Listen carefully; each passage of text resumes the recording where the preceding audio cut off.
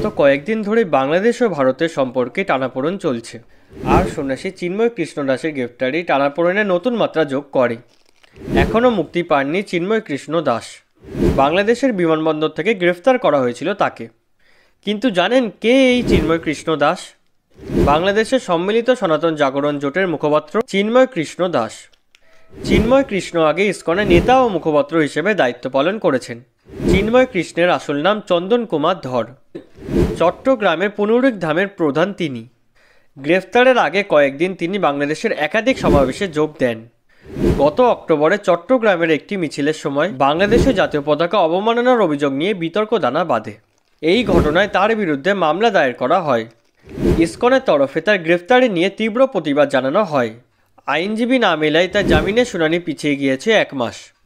এখন সবাই তাকিয়ে আছে কবে তার মুক্তি হয় এবং বাংলাদেশ স্বাভাবিক অবস্থায়